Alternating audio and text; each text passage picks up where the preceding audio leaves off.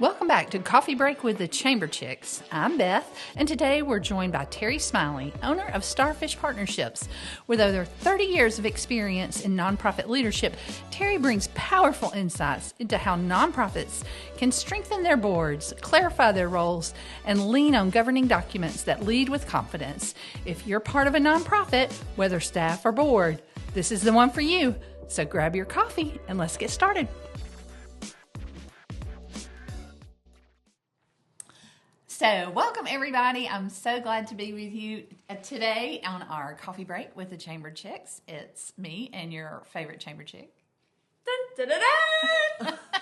Just kidding. We're both your favorite Chamber Chicks.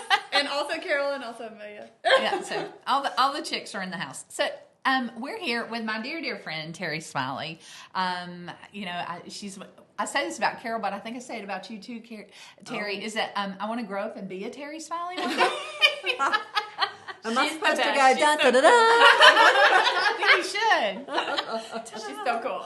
She's so cool and has done amazing things. And today, she has a great business. Let's talk about that. She has a great business called Starfish Partnerships, and she helps organizations be stronger.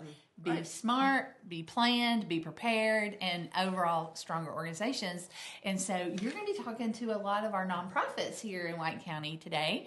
And so she's dropped by the podcast studio so she could talk to you about how to make your nonprofit stronger. So thank you, Teri. Yes, glad to be with y'all. Such a welcome. Y'all are fun. Y'all are so much fun.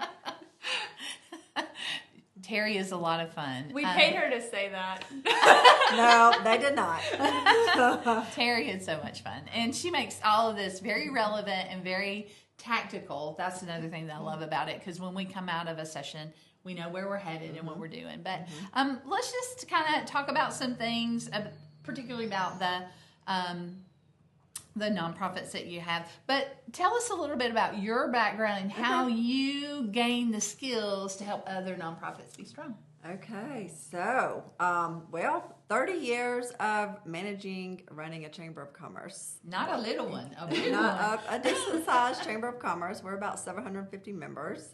But when I started, it was around 200 members. So lots of growth, lots of change over my 30-year career. We don't do things now that we did then, and vice versa, right? So you have to always change. And I think that's the biggest piece of advice for nonprofits is make sure you're relevant and make sure that you are serving your group, your cause, your area of interest, whatever your nonprofit was set up to do. Make sure that that's what you're doing. You're serving that audience, but you're remaining relevant, whatever that looks like for you. Yes. So, but 30-year chamber career, so I've worked with several nonprofits over my 30 years, worked with several businesses over the 30 years, and just really honing in on mission development and then making sure that you're staying on mission. What is your vision for the organization? And then how do you get there? So making sure you have some attainable, realistic goals set for the organization and that you're able to reach them and then follow through with the plan. Absolutely. And you work with a lot of different, not just businesses, but today you talked to our Downtown Development Authority. So,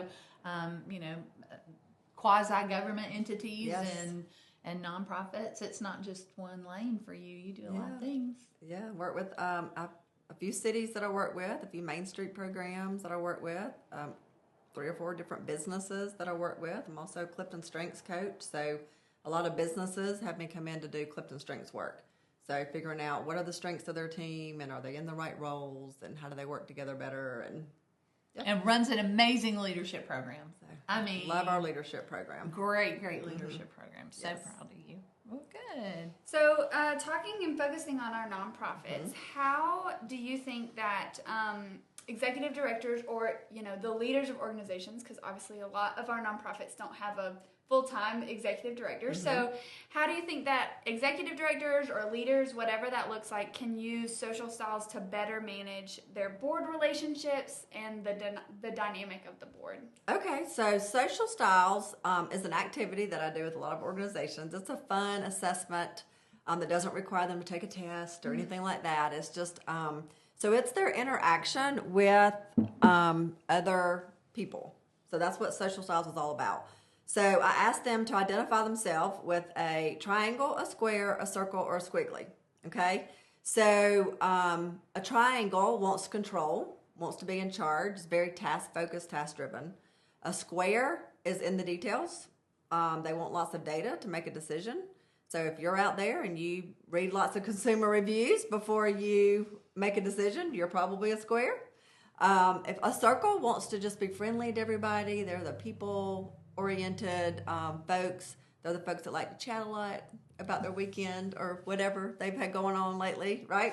Yeah. But they don't like conflict at all. So that's the circle. And then the squiggly are the ones that bring the big ideas to the table, very intuitive, but can't always figure out how to get there. So need a triangle or somebody with some details to get them there, right? But they might have several projects going on at one time. So that's kind of what social styles is.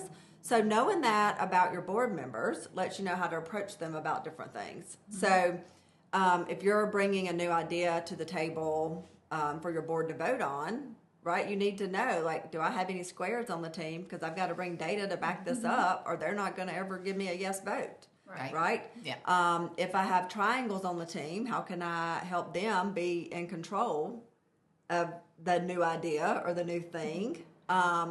If I have, and also how it can be checked off. Like, is it really realistic? You know, because they'll challenge you there. The circles want to know, is it going to make anybody mad if we do this? Right? Somebody else is already doing that fundraiser. Do we really need to do that fundraiser? Right? So that's what the circles are going to bring to that conversation. And then your squiggly is just going to be like, yeah, let's get started. Well, what about this too? What about this too? Right? And so they might have some other ideas that play off of that one idea that the executive director brings. So just knowing that about your board members and knowing what each one requires to be able to make a decision and how they interact with others is beneficial, but also knowing what role they can play to help your organization. So if you need that strong person, right, to have a hard conversation, your triangle is going to be your easiest bet. So having that, knowing who is that triangle on your team. If you need somebody to help get in the weeds and pull the data and get the details of pulling this big event off, then you need to make sure you have those squares on the committee to help do that. So that's how you can use social styles. And it's good as our organization led by a board of directors, we have to build that board of directors. I don't want a board of directors that's all triangles. Right. Yeah. Because then you're fighting with each other because everybody wants to lead. Yep. Everybody wants to be in charge. Or all circles and then nobody. We all just talk. Talk all the time. We drink all the coffee. Your snacks are downstairs. Yes. Beth and I, we were talking yesterday, and I was drawing out. I said, Beth, I think you are this, and it was like a square with a triangle on the inside with a circle around that with a squiggly through it. Because we were talking about yesterday how even though you may be a square or a triangle or whatever, we all have different tendencies. Yes. And I thought that was a great point that you were talking about. At work, you may be this, and at home, you may be this, or kind of vice versa. Yeah, I said at work, I have to be a triangle because I have to make sure things get done. I have to make sure the events happen and the boxes get checked. But at home, I'm more of a squiggly. I might have 10 things going on at one time and walk into a room and like, why am I here? What did I come here for? Because I was doing something else in this other room, right? And then I start doing dishes in this room, like whatever. So I think I'm more of a squiggly at home. But also as leaders, right? As you grow and become a leader, then you can act in any of those shapes. But there's one that usually comes most natural, and you kind of is your go-to. Yeah. It is good. So another thing that we talk about, which is really, really important, all you squares and triangles out there are going to love this one, is governance for your nonprofit. Yeah. What steps can our staff leaders, our executive directors take to guide their boards? Because that staff leader, that executive director, is the expert in governance, right? They need to be that expert in governance. How can they guide their boards in proper governance? Okay, so I like to say if you get the governance piece right, then everything else will fall in place. Okay, so governance is board management, right? But the board manages, the board governs, staff carries out everything, right? staff does the work with board help, right? So some of you, as you said earlier, you might have a part-time executive director or not even a paid executive director. So you rely more on those boards than people who have more of a staff. And so knowing that dynamic up front, you have to kind of know how to approach that. But the board governance is making sure that you're following your bylaws, that everything you do is mission driven, that you're not doing things that don't have anything to do with your mission. And I have questions a lot about fundraisers. People question, how do fundraisers, how does that golf tournament fundraiser reach our mission? Well, you've got to have money to fulfill your mission. I mean, that's just the fact. Like, you have to do fundraisers to fulfill the mission. But knowing what's in your bylaws is so important. Knowing how to read financials is so important for that executive director person, because you've got to be able to explain that to your board. You may have board members who don't do that in their real jobs. And so knowing what to point out to them, that's important. But board members govern. Board members don't get in the weeds. Board members don't micromanage. And making that clear line is important from the get-go. And also having clear expectations. If you expect the board to raise X number of dollars for your organization, let them know that before they agree to be on the board. If they're not able to do that, somebody else can, right? It's okay. Maybe it's just not their time to be on your board. And so being willing to give those expectations up front. Attendance at board meetings is how often we meet. We want you to raise X number of dollars for our organization. As a Chamber of Commerce, sometimes I've seen we want you to bring in 2 new members a year to the organization. So making it very clear. I like to have a board commitment form, and so those expectations are laid out. Have those board members sign it so they know up front, this is what I'm getting into by agreeing to be on this board. And then being willing to have the tough conversations if attendance is an issue. Like if it says in your bylaws, board members can only miss 2 meetings, being willing to have that hard conversation, or knowing who that triangle is on your board who doesn't mind conflict, right? Who's willing to help you have that conversation, right? Because it's important. Board members need to show up because you can't function if they don't. So, how can executive directors or the staff leadership or whatever ensure that board members clearly understand their roles and responsibilities even beyond just the board commitment contract? Okay, so I think the board commitment contract is a start, but board members forget, right? Because they're not running the day-to-day operations. You are.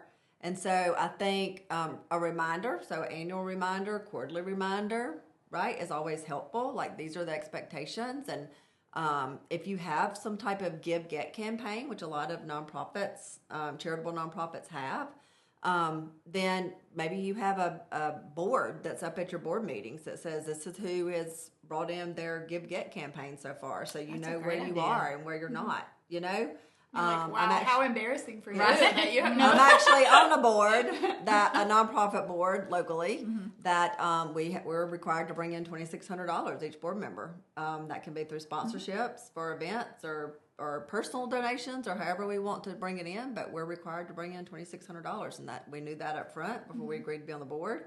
And we let people know, like, so-and-so's reached their goal, right? And you're halfway, but you still got half the year left, right? Yeah. But just keeping it in front of them as a reminder is super helpful because, again, they're running their day-to-day businesses, not the organization. Right.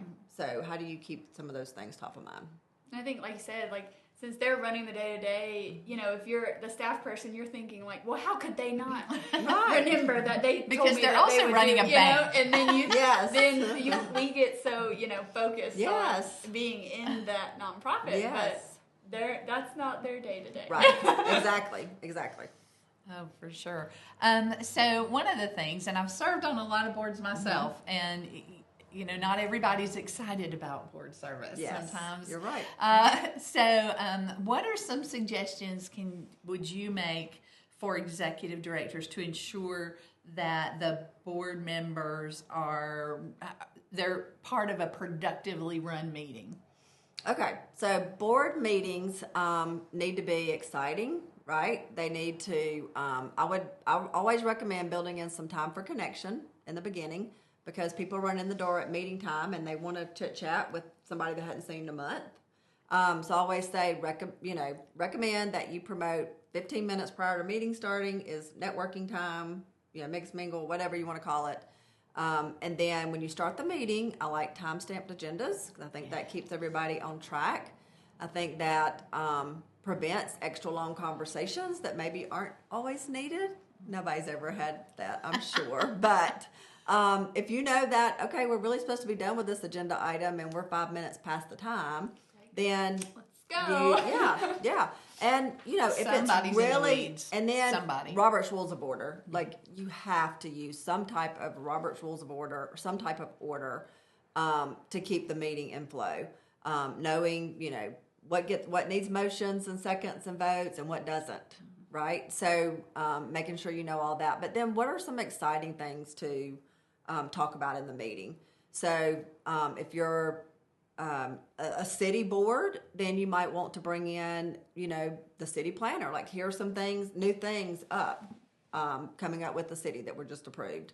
If you are a United Way board, for example, you might want to find somebody who was impacted by some funds raised by United Way. Have them come tell their story at the board meeting. Celebrate the wins. Right. Celebrate your wins, right? So how are those letting them know how they're making an impact for their organization can be easily told through storytelling. And if you can bring in somebody who's received that impact, it's even bigger. It makes an even bigger impact. That's great. Yeah. Love it. Wow. Oh, I have to say this about the parking lot, though. Okay. Yes, Listen, say it. Okay. just so you know. So how many of you have been on a board and there's a parking lot meeting after the meeting, right? Y'all know the ones You know where who you are. I didn't say anything, but, I don't agree with this, or why did the board vote to do this, whatever. If that is an issue, assign someone on your board, a triangle, not a circle, to be the parking lot attendant, right? And that parking lot attendant's job is just to stand there. And there will not be a parking lot meeting if somebody is on watch for it, right? So if you're having that issue, I hope you're not, but if you are, you have to end that. You have to make people feel like they can speak up during the meeting, and there's not a parking lot negativity meeting after the meeting. Have a triangle out there that's like, hey, you got something to say? Yeah. Yeah. So do we need to start the meeting over? Like, what's going on? Reconvene. Yes. And we tell our board this: you're sitting in that seat for a reason. If you're a board member and you're in that seat, it's because of the perspective that you bring. Go ahead and share it. Nobody's going to be mad at you. We just want a better organization. We want to serve the people that we serve better. So just speak up. Say what you got to say. We just that may be the triangle in me going, let's just get it out there. Yeah. And I don't know if y'all have this question or not, but I feel like I should at least say this. So there are different types of nonprofits, right? Oh, so that's a great one. There's a 501c6, which is usually chambers of commerce, Other city, membership. Main Street boards can be a 501c6. Some Main Streets could also be a 501c4, which is a quasi-government nonprofit. And then there are 501c3s. 501c3s are your United Way, your churches, your local charitable nonprofits. So their 501c3 is the only one that's a charitable nonprofit, and they're the only one that is tax deductible as a charity donation if you make a donation to them. A 501c6 or 4 can be a tax write-off for business expense or marketing. If you're sponsoring something, could be a marketing business expense. But just wanted to make sure everybody understood there are different types of nonprofits. And I also want to say that nonprofit is a tax status. It is not a label. Amen. Okay? So nonprofits can still make a profit. There's a big misnomer about that. But call it nonprofits, reserves. We just call it reserves. Nonprofits can still make a profit. And how do you grow your programs and how do you reach more people if you don't? Right. So just want to If make you're that. not stable, how are you going to make those who depend on you be stable? Right. Yes. Right. Yes. Yep. That's great. Awesome. Great. Well, thank you so much for hanging out with us today. Oh, you're Oh, welcome. we have to That's know. She has to tell us about her coffee. Yes. So Okay. our last question or not our last, we move it around, honestly. I shouldn't say that. One question we always ask Okay. on our podcast is because it's called Coffee Break with the Chamber Yes. Chicks. What is your go-to coffee order? Okay, so if I'm drinking hot coffee, then I just want black coffee with a splash of some type of sweet cream, French vanilla, sweet cream, some type of splash of cream, okay? If I'm drinking a cold brew coffee, then I love the vanilla sweet cream cold brew from Starbucks. Okay. Or a local coffee shop, Yeah. right? Yeah. I love supporting local coffee shops as well. So some type of vanilla syrup with with the iced coffee and cream is great. Yum. I Yep. love it. Yeah. Are we going there next? Yeah, we're on the way. Going to Let's get some go coffee next? coffee. Go get some coffee. Go get some I coffee. did Yes. not have Teri's favorite supplies on hand. Oh, we it's did not have fine. sweet cream. It is fine. So Well, Terry, thank you so much for hanging out Yes. with us today, and we'll put some information about how you can reach her if your nonprofit needs some help. We'll be happy to share Thank y'all our so contact much. information. Yeah. And we are your favorite Chamber Chicks, and we will catch you next time on Coffee Break with the Chamber Chicks. See you, love you, bye.